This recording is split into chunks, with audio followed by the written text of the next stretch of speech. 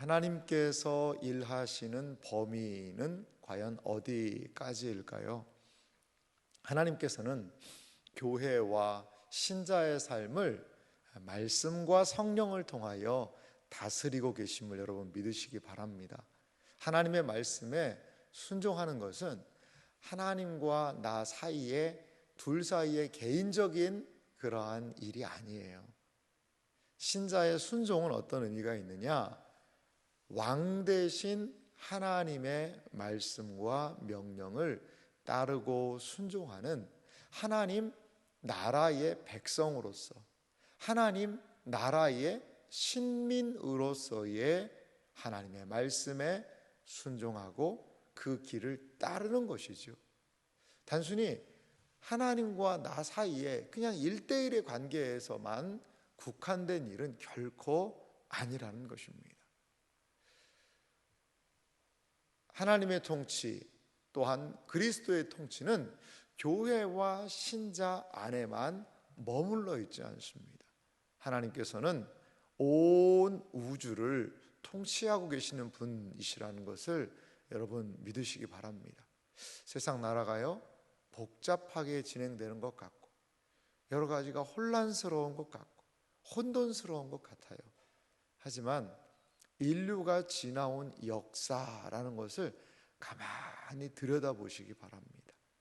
혼란스럽고 혼돈스러웠지만 역사와 시간이 흘러가면서 구체적으로 선명하게 드러나는 것들이 분명히 있습니다. 여러분, 지금 인류의 역사상 악이 승리한 역사가 있을까요? 악을 가지고 잠시 잠깐 이 세상을 호령할 수는 있겠지만 그 악이 결코 승리한 역사는 이 지구의 역사, 온 인류가 지금까지 살아오면서 없었습니다. 악은 망하게 되고 세상 나라는 그 맹위를 떨치다가도 마치 들의 풀처럼 시들어지는 때가 있더라는 것이죠. 인류의 역사를 이끄시는 분이 계십니다. 악하고 타락하고 망하는 그러한 세상으로 가는 것 같지만 거기에서 돌이키고 회개하고 이 나라가 어떠한 세상이 어떠한 한 지향점으로 이렇게 흘러가고 있는 것을 우리는 역사라는 것을 통해서 배울 수가 있습니다. 그래서 많은 사람들은 그렇게 얘기하죠. 역사를 통한 교훈을 얻어라 이렇게 이야기합니다. 그러니까 무슨 얘기입니까 그게? 역사가 무슨 할아버지도 아닌데 역사가 뭘 알려줄까요? 역사가 알려주는 것은 무엇이냐? 악으로는 설 수 없다라는 거죠. 그래서 사람들은 그 모든 것들을 모아서 한마디로 이야기하는데 뭐냐? 권선징악이라는 이야기도 하죠. 선은 권장해요. 왜? 선은 지금 안 되는 것 같지만 앞으로 잘 된다는 거죠. 징악, 악은 그렇게 하면 안 된다는 거죠. 지금은 힘을 가지고 무엇인가 잘 되는 것 같지만 결국에 악은 드러나고 망한다는 거죠. 망한다는 거죠. 이것이 역사의 교훈입니다. 그러면 그것을 누가 하냐는 거죠. 누가 과연 역사를 그 방향으로 인도하시냐는 거죠. 역사의 주관자는 역사는 그냥 알아서 흘러가는 것이 아니라 하나님께서 역사를 주관하시고 인도하시고 하나님의 최종 목적을 향하여 역사가 가고 있다라는 것을 여러분 믿으시기 바랍니다. 오늘 다니엘 4장의 말씀을 보면 느부갓네살 왕이 두 번째로 꾼 꿈의 내용을 볼 수가 있습니다. 1절에서부터 3절의 말씀을 보면 느부갓네살이 꿈을 꾸고 그리고 그 꿈대로 이루어지고 아마도 느부갓네살이 다시 회복하여 복귀한 것 같아요. 복귀한 이후에 1절에서부터 3절에 하나님에 대한 찬송을 하는 것을 볼 수가 있습니다.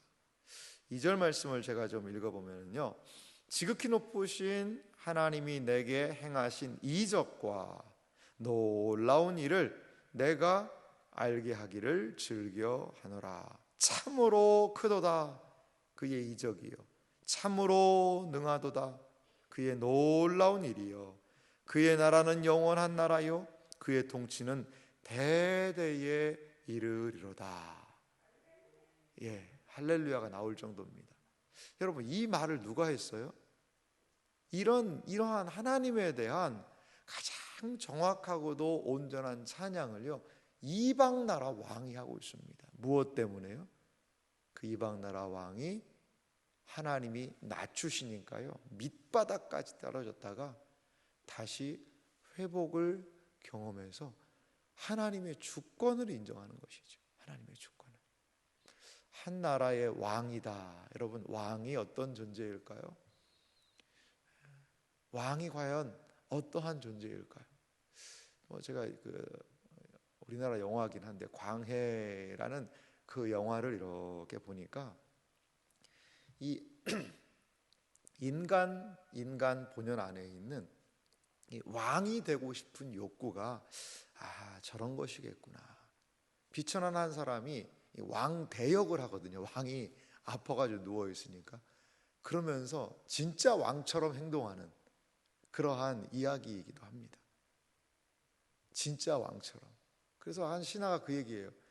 내가 당신을 진짜 왕으로 만들어줄 수 있다. 너 진짜로 왕이 되고 싶느냐? 이런 걸 물어봐요. 그러니까 그 사람이 대역인데도 갈등을 합니다. 내가 진짜 왕이 돼야 되나? 여러분, 사람들은요 모두 다 왕이 되기를 꿈꿔요. 왜 왕이 되기를 꿈꿀까요? 그것은 왕은 마음대로 할 수 있다는 생각이 있기 때문에 그래요. 사실 조선의 왕들을 보면 마음대로 하기가 쉽지 않았습니다. 하지만 그래도 사람들이 왕이 되어서 자기의 뜻을 세상에 펼치고 싶어 하는 것이죠. 고대 왕들의 권한은 절대적이었습니다. 사람들의 생사 여탈권이 왕에게 있었다는 거죠. 그런데 그 왕이 하는 말이 무엇입니까? 하나님에 대해서 놀라운 이적. 3절에 그의 놀라운 일이여 라는 것은 어떤 때 성경에 쓰였냐고 봤더니 출애굽 사건 이런 것들을 그 정도로 얘기해요. 하나님의 놀라운 구원의 역사죠. 이런 것들을 드러내는 일이었습니다. 그런데 느부갓네살이 그럼 꾼 꿈이 어떤 꿈이었을까요? 느부갓네살이 꿈을 꿨어요. 두 번째 꿈인데요. 앞에 꿈은 꿈 내용이 무엇인지도 이야기도 안 해줬어요. 그러면서 맞춰보라는 거죠. 근데 이번에는 조금 더 많이 너그러진 것 같아요. 이 느부갓네살도 이렇게 지나오면서 좀 은혜를 받았지 않습니까? 그러니까 이제 꿈을 생각을 했어요. 꿈은 생각을 했는데 그 꿈 내용을 이야기해 주면서 온갖 바벨론의 지혜자들 앞에서 불러다가 꿈을 해석하라 라고 했는데도 불구하고 이들이 해석을 못합니다. 바벨론의 지혜자라는 사람들이 얼마나 무능한지를 그렇게 보여주고 있죠. 이제 다니엘을 불러서 다니엘에게 이 꿈을 이야기를 합니다. 10절부터 등장하는 것이 그 꿈의 내용인데요. 내가 침상에서 나의 머릿속으로 받은 환상이 이러하니라. 내가 본즉 땅의 중앙에 한 나무가 있으니 그것을 보았는데 높이가 높더니. 여기 땅의 중앙에 한 나무가 있었다라고 이 10절 말씀이 이야기를 하고 있죠. 땅의 중앙이다 이런 그 표현이 있습니다. 땅의 중앙에 있는 한 나무. 이제 이것은 이제 고대의 약간 신화 같은 것들을 배경으로 하고 있는데요. 땅의 중앙, 그것을 뭐라고 했냐면 땅의 배꼽이라고 그랬다고 그래요. 땅의 중앙이 있다고 생각하고 그것을 이 땅의 배꼽이다라고 생각했고 땅에 뿌리를 내린 큰 나무가 자란다라고 생각했다고 그래요. 그 나무의 이름을 뭐라고 하냐? 우주목이다. 우주만큼 큰 나무라는 거죠. 그러니까 신성한 나무죠. 신성한 나무. 이러한 고대 사람들은 우주목이라고 생각해서 그런 신성한 나무가 있다라고 생각했어요. 그 나무에 대한 설명을 보면 모든 것들을 먹이고 살리고 열매를 맺고 가지와 잎을 내고 짐승들이 그 나무에 깃들어서 사는 아주 커다란 우주목을 이야기하고 있어요. 이것은 왕권에 대한 상징이지요. 그 왕권이 강력하고 그 나무처럼 번성하고 짐승들은 바로 백성들 아니겠습니까? 그 나무의 영향력 아래 수많은 사람들이 영향을 받고 있는 바벨론을 다스리고 있는 느부갓네살의 통치를 빗댄 나무 아니겠습니까? 그런데 13절부터 좀 이상한 일이 벌어져요. 내가 침상에서 머릿속으로 받은 환상 가운데에 또 본즉 한 순찰자 거룩한 자가 하늘에서 내려 왔는데, 한 순찰자가 하늘에서 내려왔다라고 이야기를 해요. 그런데 그 순찰자가 무슨 얘기를 하냐면 14절에 보니까요, 그가 소리질러 이처럼 이르기를 그 나무를 베고 그 가지를 자르고 그 잎사귀를 떨고 그 열매를 해치고 짐승들을 그 아래에서 떠나게 하고 새들을 그 가지에서 쫓아내라. 아니, 그 우주목, 그 큰 나무를 잘라내리라는 거죠. 베어버리라는 겁니다. 그래서 모든 것들을, 영화로운 것들을 다 흩어버리라는 겁니다. 그런데 하나의 단서 조항이 15절에 있습니다. 그러나 그 뿌리의 그루터기를 땅에 남겨두고 쇠와 놋줄로 동이고 그것을 들풀 가운데에 두어라.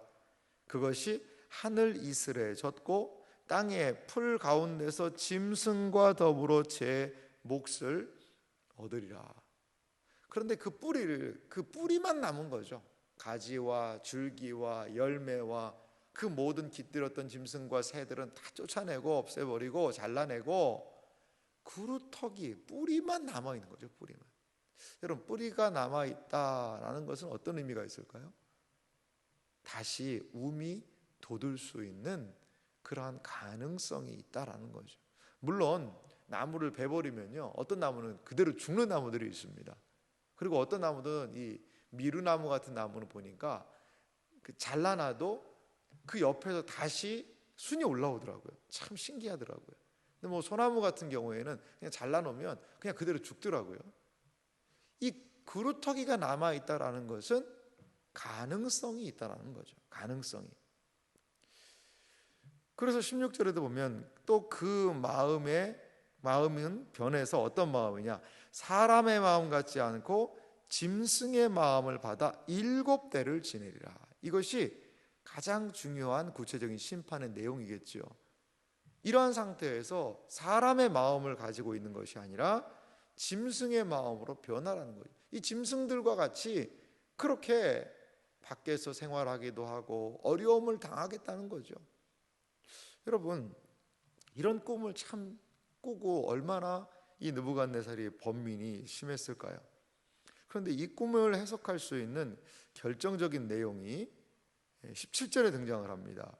이는 순찰자들의 명령대로요 거룩한 자들의 말대로이니 지극히 높으신 이가 사람의 나라를 다스리시며 자기의 뜻대로 그것을 누구에게든지 주시며 또 지극히 선한 자를 그 위에 세우시는 줄을 사람들이 알게 하려 함이라 하였느니라.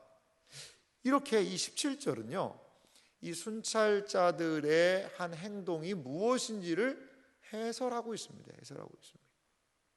이 꿈을 꾸고 번민한 거죠. 근데 여기 보니까 아주 하나님이 하시는 일을, 하나님은 어디에도요, 교회와 신자와 그들만 다스리는 것이 아니라 지극히 높으신 이라는 존재가 계시는데 사람의 나라를 다스리신다는 거죠. 사람의 나라를 다스리고 자기의 뜻대로 그것을 누구에게든지 주실 수 있고 천한 자 세우고, 그것이 하나님이라는 것을 알려준다는 거죠. 주권이 어디에게 있다는 거죠.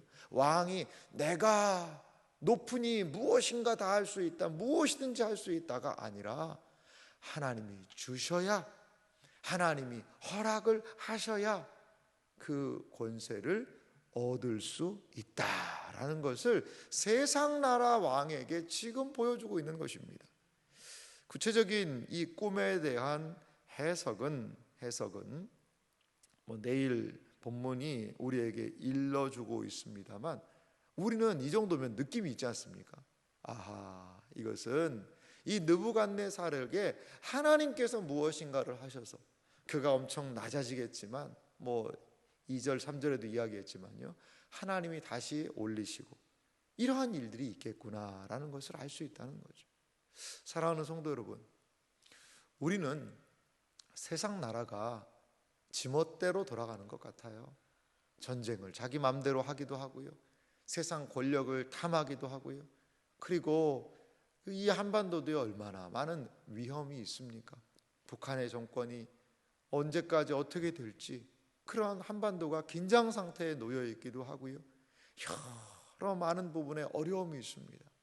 우리도 이태원 사고로 인하여서 그 어려움 때문에 얼마나 많은 사람들이 신음하고 있습니까? 그리고 많은 사람들이 이 말 저 말 하면서 혼란을 더 가중시키는 것 같아요. 참 좀 침묵하고 서로에게 이러한 위로와 더불어서 희망의 메시지를 좀 주어야 하는데 어디에도 희망의 메시지가 보이지 않아요. 보이지 않아요. 참 안타까운 일 아니겠습니까? 안타까운 일 아니겠어요? 사랑하는 성도 여러분, 이 세상이 왜 이러나? 과연 이게 왜 어디로 어떻게 되는 걸까? 여러 가지 많은 부분에서 우리 실망스러울 수 있어요. 하지만 오늘 17절 말씀을 여러분 가만히 묵상해 보시기 바랍니다. 저는 이 17절에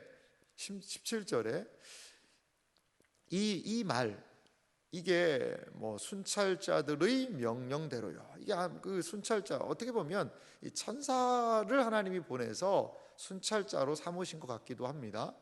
그런데 이러한 이들의 이야기, 증언을 통하여서 하나님은 이 세상 나라에 대한 주권이 단순한 위정자에게만 있는 것이 아님을 이야기하시고, 잠시 위탁한 권세이고 그것을 하나님은 언제든지 취하실 수도 있고 다시 주실 수도 있다라는 하나님의 주권에 대한 놀라운 메시지가 있다는 사실을 여러분 기억하시기 바랍니다.